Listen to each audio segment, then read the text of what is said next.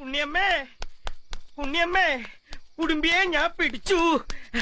ഉണ്ണിയമ്മേ ഉടുമ്പിയെ ഞാൻ പിടിച്ചു.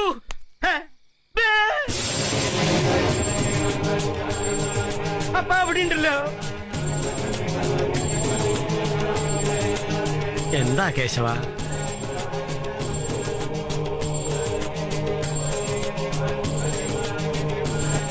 This was a shocking video clip talked by the entire people of Kerala.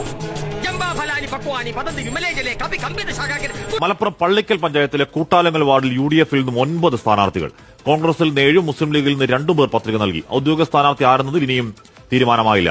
ഇവിടെ 9 സ്ഥാനാർത്ഥികളാണ് നിലവിലുള്ളത്. അതിൽ 7 പേർ കോൺഗ്രസിൽ നിന്നും 2 പേർ മുസ്ലിം ലീഗിൽ നിന്നുമുള്ളവരാണ്. ഇതുവരെ ഇത് കോൺഗ്രസിന്റെ ഒരു സിറ്റിംഗ് സീറ്റാണ്. അതുകൊണ്ട് തന്നെ കോൺഗ്രസ് ഇതുമായി ബന്ധപ്പെട്ട് ഇതുവരെ ഏതൊരു സ്ഥാനാർത്ഥിയെ നിർത്തണമെന്ന കാര്യത്തിൽ അന്തിമ തീരുമാനം എടുത്തിട്ടില്ല. ഇന്ന് ഇതുമായി ബന്ധപ്പെട്ട ചർച്ചകൾ നടക്കുന്നുണ്ട്. ഉച്ചയോടുകൂടി ഒരു തീരുമാനമാകുമെന്നുള്ളതാണ് ഇതുമായി ബന്ധപ്പെട്ട് നമുക്ക് മനസ്സിലാക്കാനായിട്ട് കഴിയുന്നത്.